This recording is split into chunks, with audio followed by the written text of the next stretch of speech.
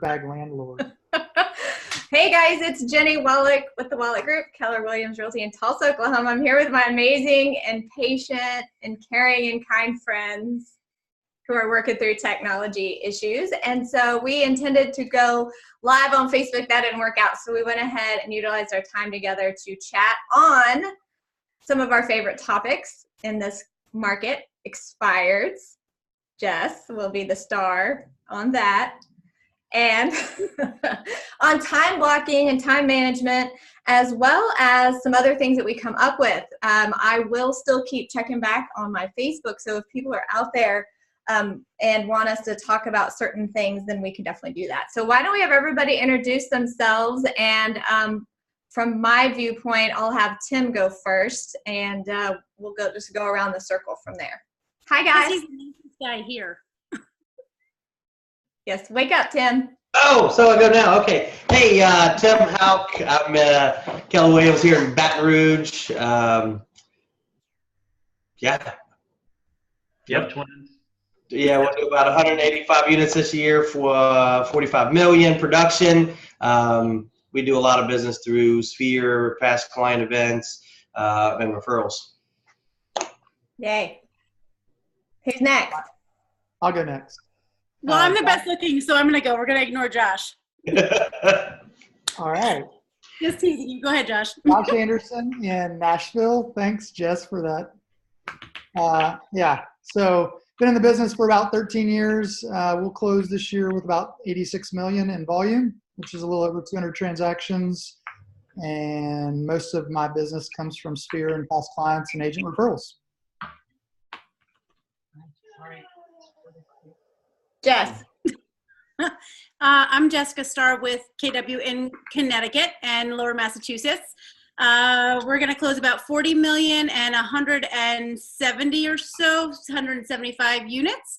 And been in the business for 15 years. We're a single income family. I have 4 little monsters and love building my business by referrals, social media, and have the biggest profit share tree in the market center. So join the Profit Share Mastermind if you're not on it on Facebook. Love that.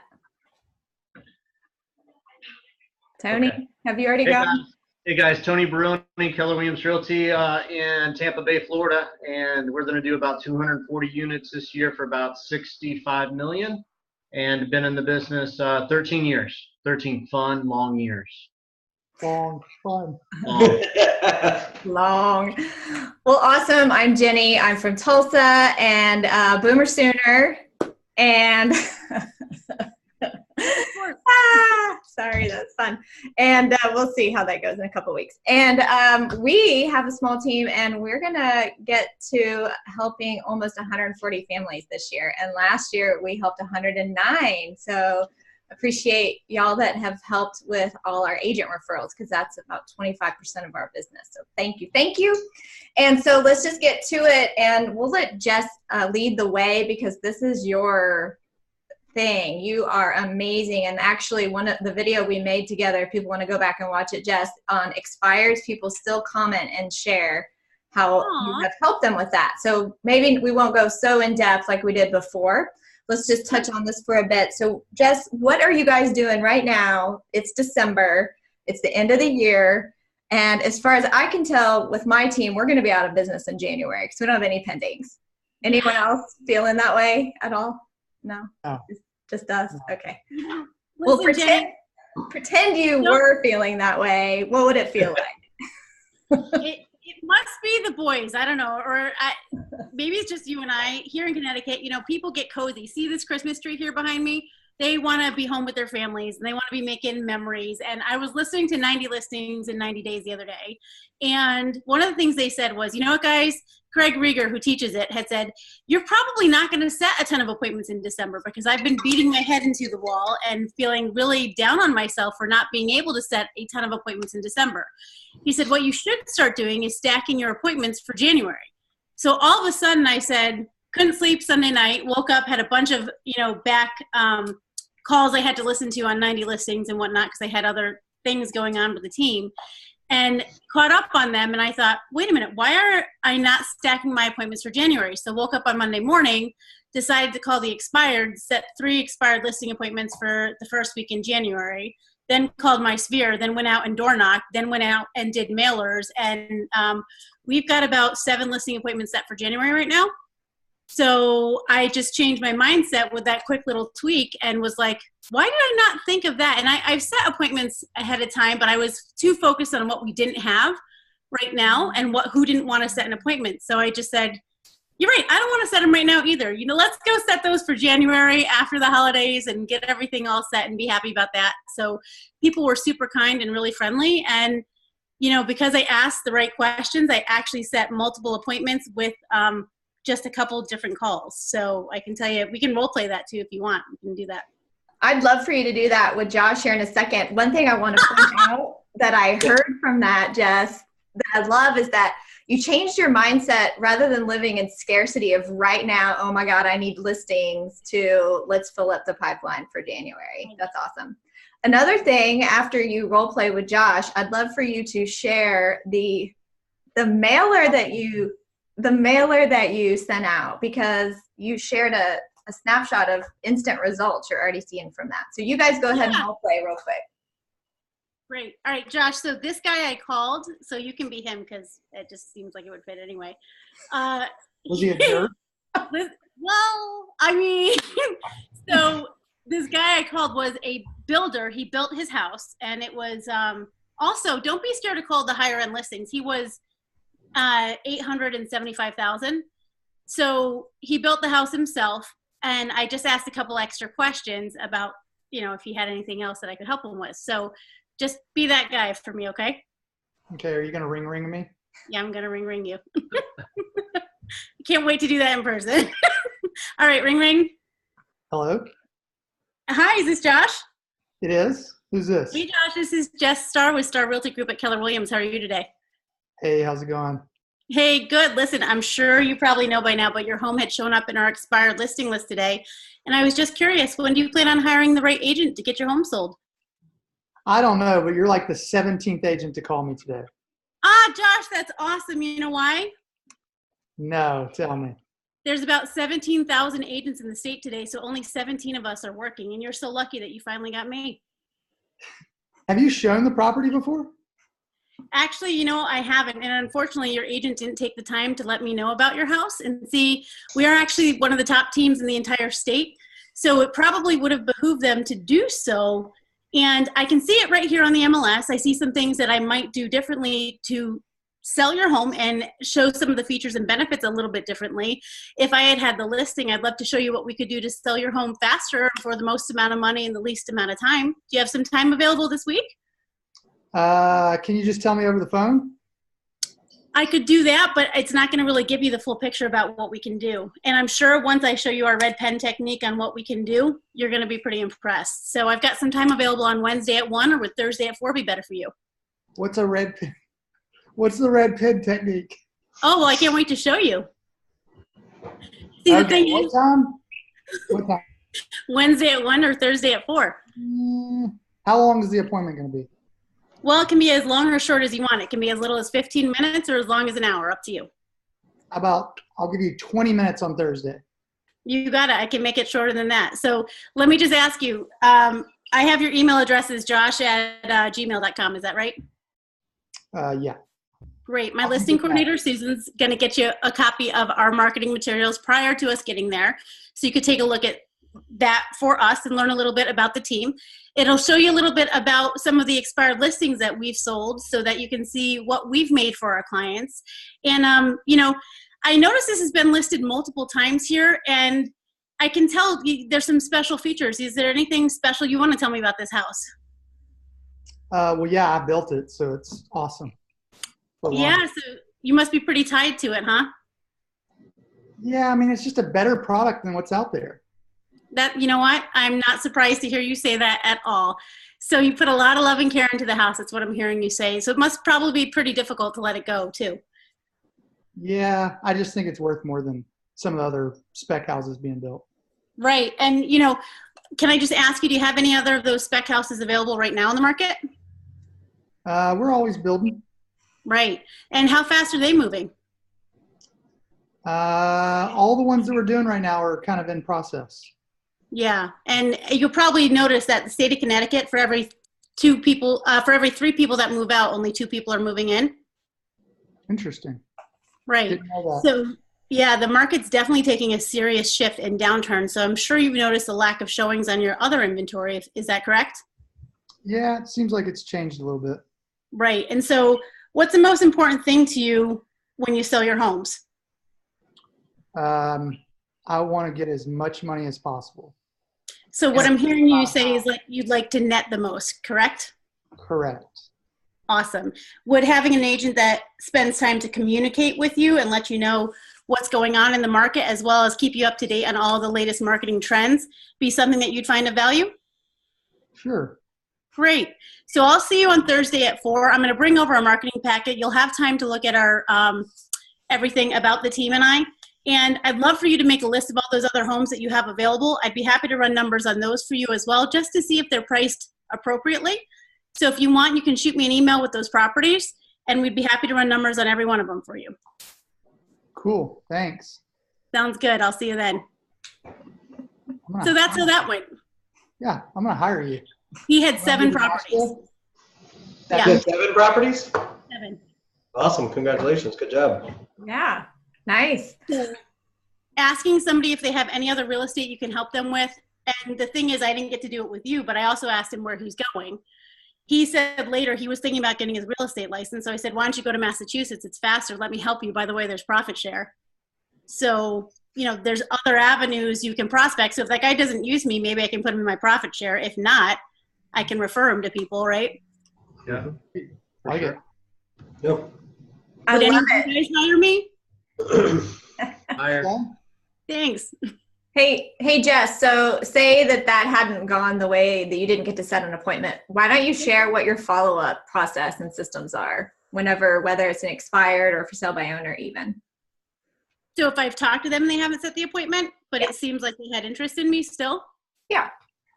Or if they just hung up on me, I'm probably going to follow up with them casually. If they just hang up and they're a jerk, I don't bother. If that's all right to say. If they just say, hey, you know, I'm not ready right now, I say, that's all right. You know, would you mind if I just keep you in my database? I'm going to follow up with you every couple of weeks just to touch base, let you know what's going on in the market. And, you know, you might think you're going to be ready come March or April, but I'm going to tell you Super Bowl Sunday is the kickoff to spring market. And if you're thinking the biggest relocation months of the year are January and February.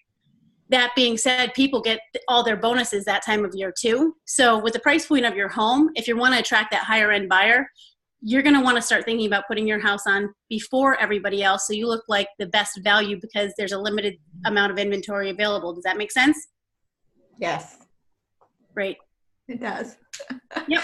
So is anyone else? Yes, right? I love it that you're so proactive in this market where, again, we could all just be kicking back and relaxing through the holidays. So you guys are super focused and successful. What do your calendars look like right now that's keeping you in activity and then also keeping your team in activity through the rest of the year? So I'll start with Tony if you have got something to say. Yeah. So actually right before this, we had our team advance in October. We did a lot of like prepping for the goal planning, and we actually did the numbers today. And we approached that as a team. We actually redid our values as a team today. And we all put them on the board, voted, decided what are going to be our top values going forward as a team. And then we broke out all the numbers and did all the goal planning for ISA department, each salesperson, and what our goal will be for 2019. Okay, so what are you guys doing around the office this week? So, you know, we're trying to move right now. So we actually are homeless. So we're all in one conference room. So just to prove that, you know, it's all mindset. Our whole team's been together in one room for since Monday, and it's really been awesome, like from a team perspective. And today we had our goal planning for 2 hours, and people have been bringing in food. Today's like, hey, I'm going to get lunch today.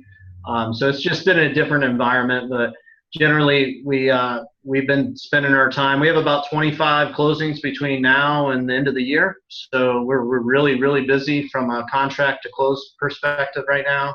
Our market's slowed down a little bit in the last few months, but we're just making more contacts and continuing to move forward. And we're planning next year who we need to hire in order to hit our goal, which is 333 homes for next year.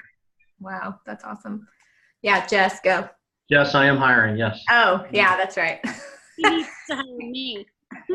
Hey, Tim, what are you guys doing? I know you're talking with lots of people about potential hires and candidates. What are you doing on the agent front with getting? So, we did a retreat as well. We've reverse engineered to see, what we're doing today shows up January, February. So we're really dialed in on, we broke it down a per agent ratio from contact to appointment to closing. So everybody has that.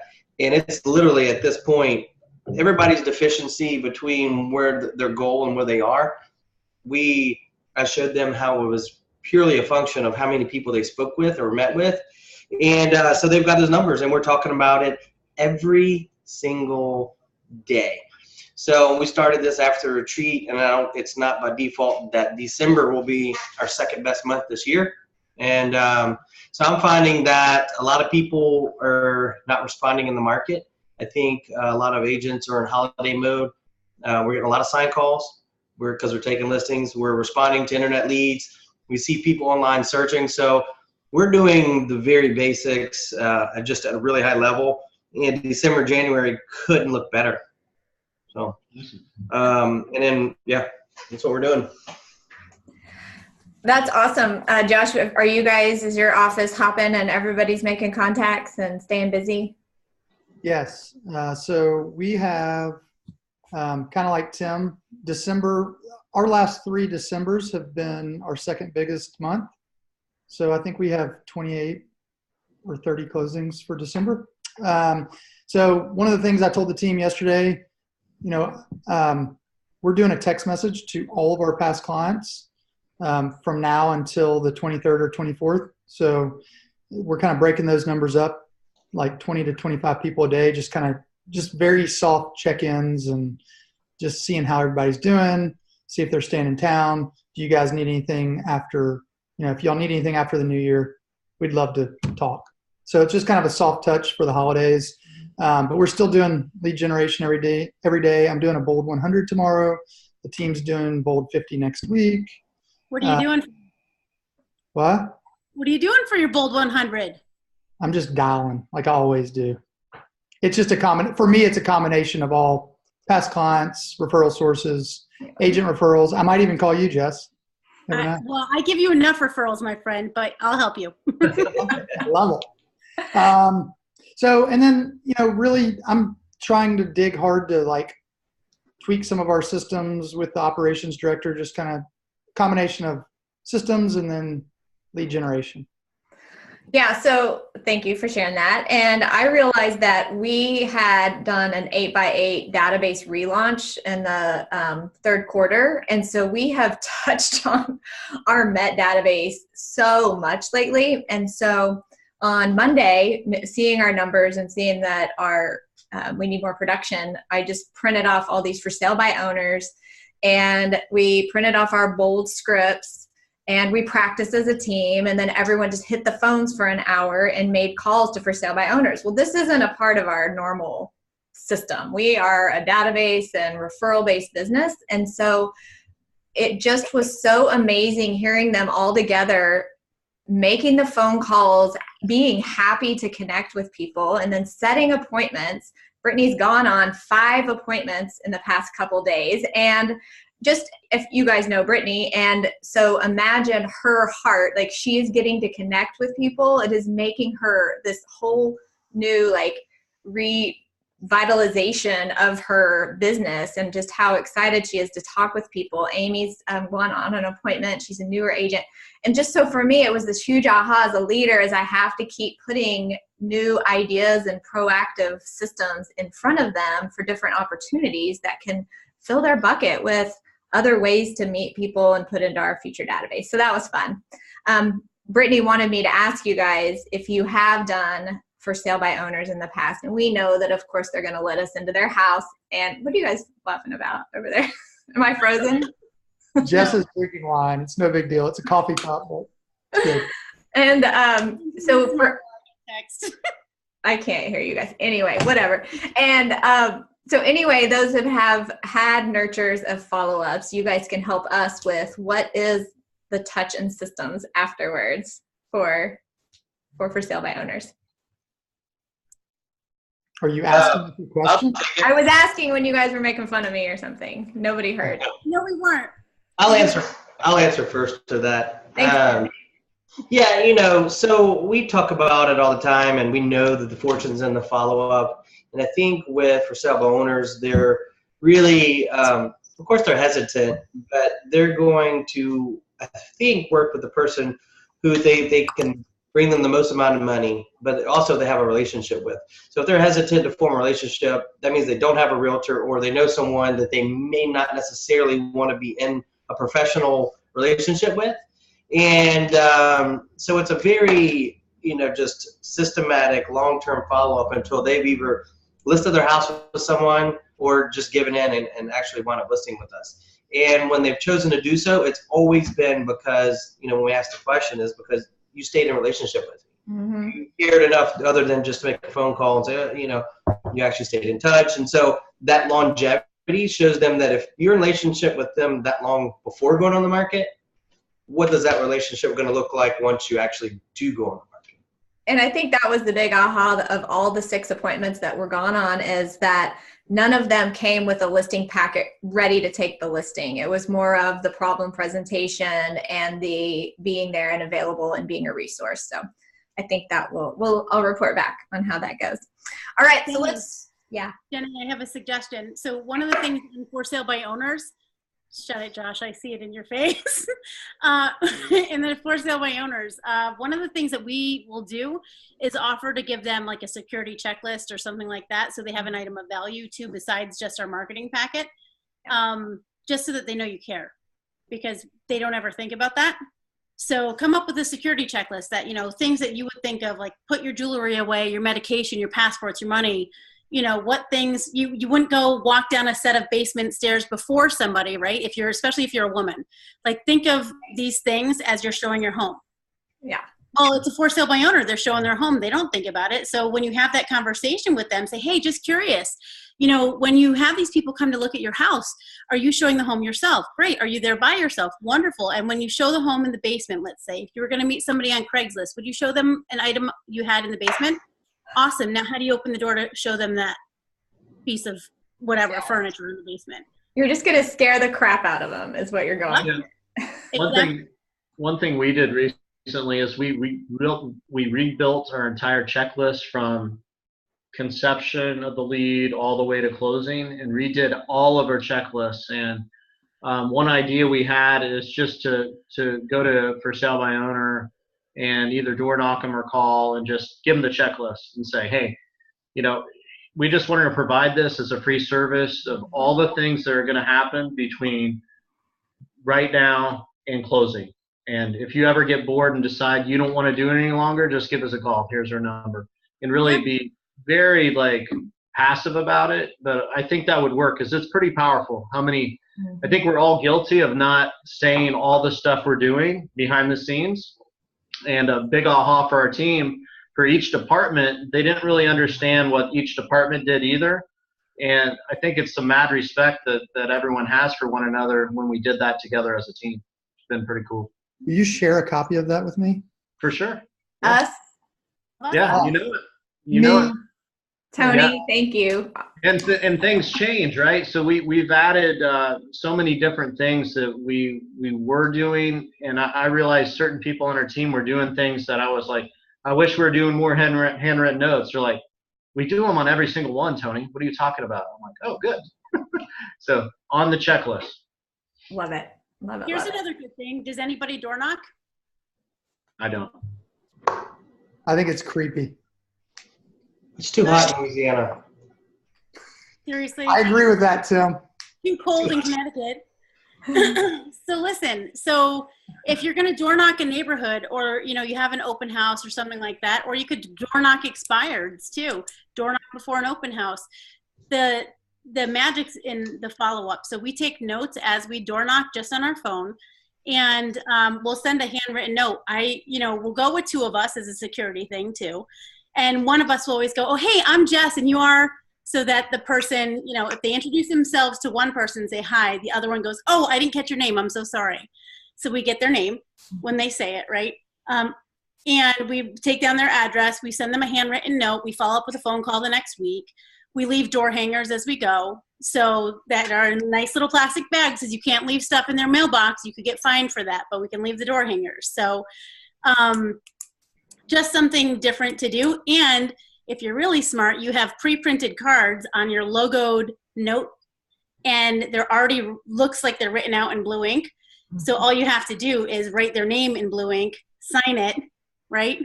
And you could date it that same day. And it's like, hey, it's been so great to meet you today. Look forward to talking to you soon, Josh. Love that. So, Smart.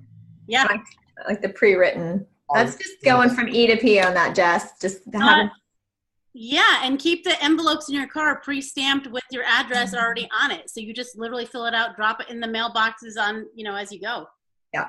Hey, while we're on this, and then we'll wrap up expired for sale by owners. Jess, you shared a screenshot of a mailer that you just sent out, and you said you've already gotten 3 appointments. Yeah. No, so not 3 appointments. Oh, I got 3 3 responses, but literally it dropped yesterday. Like they got it yesterday. Okay. So that was for a mailer. I mean, I never do mailers. So I just started doing them last month. We put about $2,000 into a bunch of different marketing last month to up everything, because people were telling me I didn't up enough. So we did. And so we did what it was, we have buyers looking in the neighborhood, and it took a little more time because we made them to Jennie Wolek at 123 Main Street. So we had to match them up exactly. And the responses were great. One of them must have gone in the wrong envelope, but somebody had called me and said, hey, I got this one for this other neighbor on this street, but I love this. Do you mind if I keep it? We're not ready yet, but we have friends that are, so I'm going to give it to them. Is that all right with you? And I said, okay, that's great. Could you give me their name? I'd be happy to call them. And then I had another one that was via text. That's what I had sent you guys today, and I set the appointment. So what were the words? What was the call to action on it? That's what I'm looking for. Hold on. I'm going to pull pull it up in my email, see if I can find it. Talk amongst yourselves. I'll find it. Here, I'll just find your text. You can pull it up on your text message. Yeah. Oh, that was just the text, though, from the lady, the response. Hold on. Okay. Well, we have a lot of text going on, so I can't find it. No. I have the letter, if you want me to kind of tell you what the letter said. And this was actually great. It was one of the other agents in my office. He doesn't do any social media. He doesn't do, he's just getting onto Instagram. He doesn't do for sale by owner. He does nothing, but he does mailers. And he's like, yeah, every time I send this out, I usually get, 2 to 3 calls or 2 to 3 listings from it. And I'm like, you got to be kidding me. He's okay, like, no. How about this? How about you share the letter, and then I'll share it online for everybody. That sound good? It might. Yeah, that might be a good idea. Maybe. Hey, well, let's switch on to our next topic and get Tim involved in this conversation. Timmy, what's your calendar look like, and how do you time block for success? Tell me your secrets. So, we've always talked time blocking and the 80-20 principle, that whole thing. But, obviously I just had twins. But prior to twins, I was doing some research and reading on attention residue. And that resonated really with me. So, mine starts the day before. Before I leave the office, I've been trying to be really focused on what I did not complete and what I needed to get done the next day. I make a list. And then at night, I kind of review that again. And so I make I've got my standards that are non-negotiable, of course, prospecting. But I start off my day with a 7:30 call with my director of operations. And anything that could pull me away from my prospecting or my most important items, I'll get off my plate. A daily huddle with the team at 8:30. And we go over wins for the day and our objectives. and we do a small session of scripting and role play, and then prospecting at 9 o'clock, and then everything else after 11, contract management, appointments, is outside my standards, prospecting, those items, and my 411 consultations with my team. Who are you talking to every day? For clients, it's past clients, Sphere. I do have an ISA who was queuing up some appointments that, so he probably sends me on 2 appointments a week. The rest of those go to the team. Outside of that, I'm not working leads. It's strictly past clients and sphere of influence. You ever run out of people to talk to? No, I struggle to get through the database. I mean, they're on a 36 touch where I do handwritten notes. And so prospecting time for me isn't strictly phone calls. There are handwritten notes in there. There are scheduled emails, and there's phone calls. So no, I don't have a problem with people to talk to. The consistency and the contacts is paramount. Yep. What do you do, Josh? Mine's similar to Tim's. Wake up at 4:42 every day. I know it's really random. Hey, Jeff, don't look. I got a whole story behind it. I can't wait to rewind and watch the eye roll. That was the best eye roll I've ever seen, Jess. So many. Use that one. Hey, let me tell you. Okay, time blocking with Josh right now. 4:42. I wake up. So it's 4:37 3 days a week when I work out in the mornings, and then really it's starting. I'm gonna fast forward all the stuff I do until actual lead generation. So from 8:30 to 12, I lead generate, and similar to Tim, it's all past clients, referral sources, agent referrals.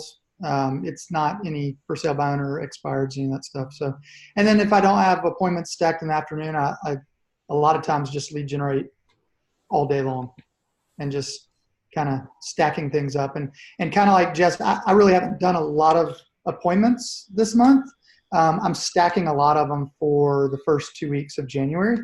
So we've already got some set, and we're just kind of following up on others to do that, just to set them. But, as far as time blocking, I think it's the one thing that realtors can't figure out, or have I won't say can't, they struggle with figuring out how to make it work for them. And it's the one thing that I think allows somebody to be successful at a high level. Like, it's a secret sauce. Yeah, it doesn't really matter, in my opinion.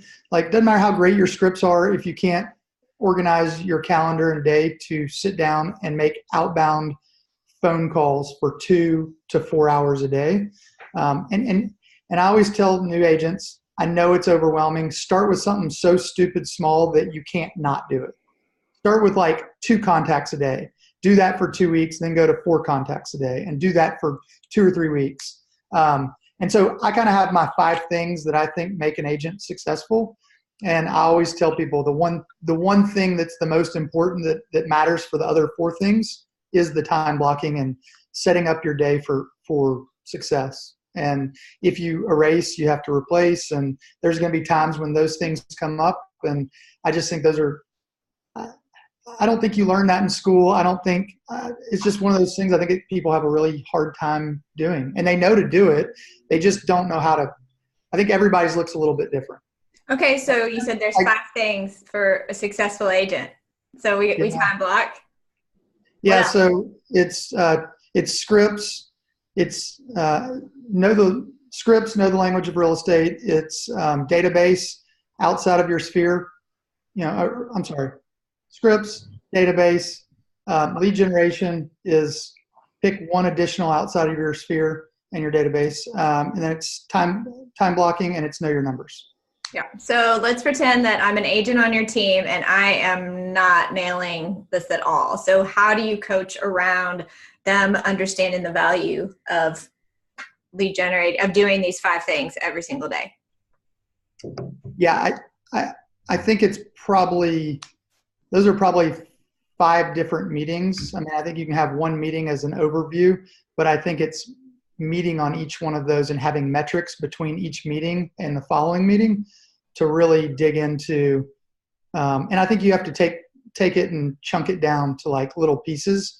Because I think if in a week you say, all right, new agent, I want you to come to me with the perfect schedule and start implementing it, not going to happen. They're going to get frustrated and they're going to move to something that's easy. Right. And I think you've got to just really chunk it down and make it really simple for them and start with like little baby bites. So I don't know if that answered your question really at a high level, but I think it's a lot of meeting with people because yes, we do. When we have a new agent, they have to have script partners and they have to do certain things around that. And that's probably one of the easier things. I'd say it's things that they don't really like, but it's the easiest to like memorize and internalize.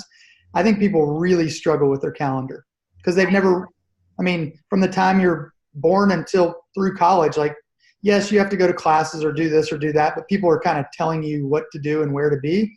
Once you're an independent contractor, you don't really have to show up. So let's say that you all have standards on your team. So whether that's closings per month or contacts per day, how are you holding your team members to those standards? And then what's the punishment or repercussions if not? And then how do they get back in your good graces when they have how do they earn the right to receive referrals again or leads? Anyone have a call on that? Yeah, I'll go. I'll go in that category. Really, for us, it's all starts with, it goes with the time block. It's really the 411, and on the 411, it's due every Sunday night. And like my penalty to my coach, which I asked him to hold me accountable, it's $1,000 if I don't send my 411.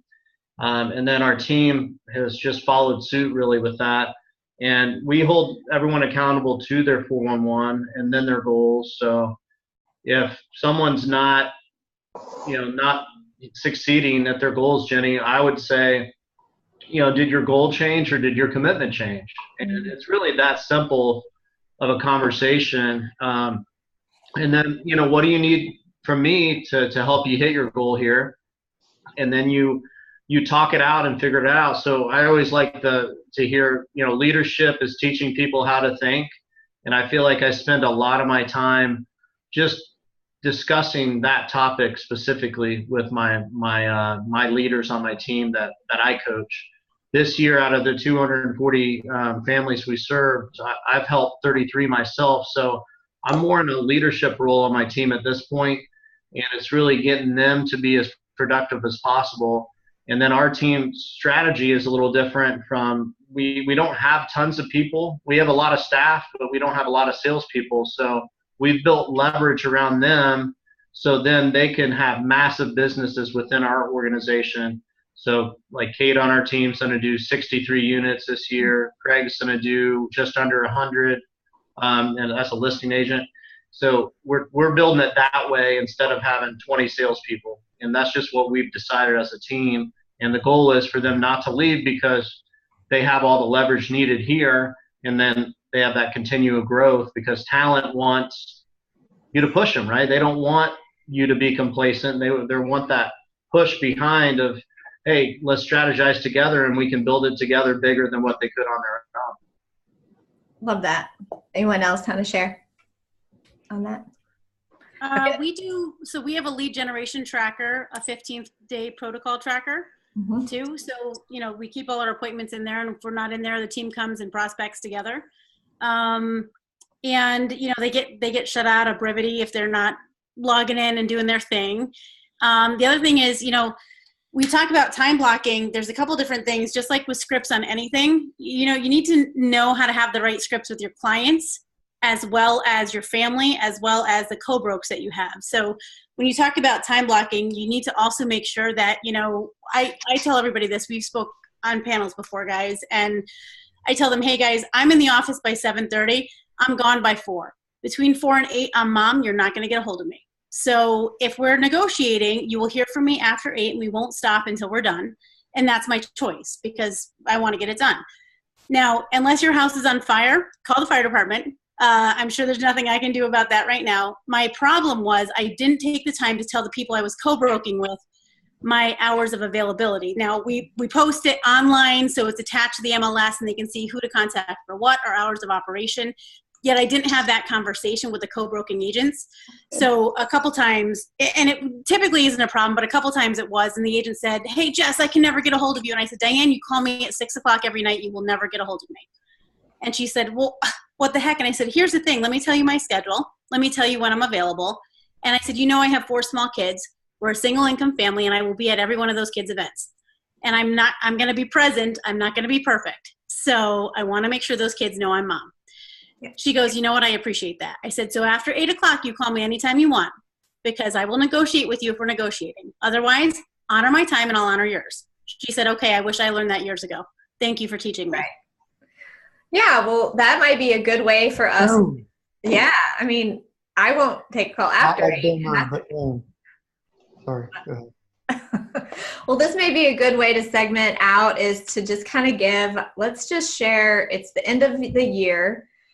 We've all been in business for quite a while. And so what would be some tips or reminders or words of wisdom that we could share with newer agents or people that are struggling right now this time of year? So let's just give your little 1-minute speech on, hang in there, kid.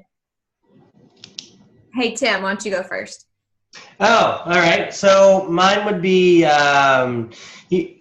success leaves clues. We talk about these things and we keep hearing it reiterated and reiterated. And it really is that important to follow. And so if you do the activities, the results will show up. It's been proven. So I would say connect with someone who's doing it at a higher level. If you're new, or if you've been in the business for a while and maybe just having some challenges. I mean, we communicate all the time. We have challenges, and you guys help propel me through some tough situations, some tough times. And I would just say surround yourself with other people doing it, have faith, and have the commitment and the discipline to do the activities. Nice. Yeah, I think the biggest thing is you can get creative in the future. Just learn the basics at a really high level. Don't let off the lead gen pedal, and don't believe the thought process that September, October is, yes, you can kind of think of it through as the end of the year, and that's fine for your numbers' sake, but I think you can hit really hard on October, November, December. And I think a lot of people just kind of take off because every other agent's taken off. And I think December, is happening in September as far as your lead gen and a lot of your business work goes. And historically, it's been our second or third biggest month over probably a 5 to 7 year period consistently. So keep grinding it out. Yeah. I would say it's really the fundamentals, like everyone said. Everyone touched on that already. It's not sexy. It's showing up every day. It's being consistent. My background is I was on a real estate team for 4 years, and I'd highly encourage anyone to join a team in Baton Rouge and Nashville and Tulsa and Connecticut. It's just really, really important, because I had from that version, that perspective of being a listing agent on a team, and I achieved so much. And I fast forwarded my 4 years of experience. I got probably 15 years of real estate experience. So I joined the top team in my area, and they've been outstanding mentors. If I saw them today, we'd have a big hug for one another, and I would not be where I am without them. So past success, Tim hit it on the head, past success leaves clues. So whether that's in form of joining a team, is that a form of taking bold? Is that a form of having your TL hold you accountable, or having that accountability partner? Because the people don't know this, but all 5 of us are accountability partners to one another, and we're bouncing ideas off each other all the time. And wow, it's just really cool to be a part of that, right? So figure out who your tribe is and join it. Love that. Good stuff. I would say the biggest thing, last thing on time blocking, because it's one of the things that's so important. In real estate, it's so easy to get involved in so many different things. Go to happy hours and be away from your family and be away from your home. And so many of us forget what's most important. and forget those people that are going to be by our bedside our last days. So I'd encourage everybody to time block in their date nights, and I'd encourage everybody to time block in time with their children. And those things are so important. Health and family time, put those in, and your vacation as your big rocks first. I just wrote up a class that I'm going to start teaching in our market center and maybe somewhere else too, called Present Over Perfect, because I think this is so important. And I think so many people miss this nugget, and they get into this career for the flexibility, and the flexibility can be the most dangerous thing. So unless you treat this like a career, like a job, and actually do those activities consistently and honor your schedule, this is the secret sauce. Time blocking is the reason I switched from Prudential to Keller Williams. It had nothing to do with the money. They showed me how I'd get my life back. So learn how to do that, and that will solve all of your problems. There's no money problem lead generation and time blocking. That is so true. I love that.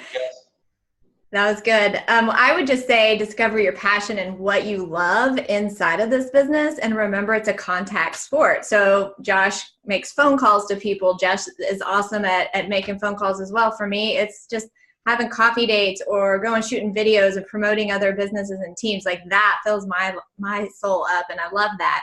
Or teaching classes. I mean, just ways to stay productive and purposeful in this fun business that we have. So I appreciate you guys for your time. We'll work again another one to maybe go live on Facebook. So have happy holidays. I love y'all, and see you later. Bye. See you guys. Bye, guys. Bye.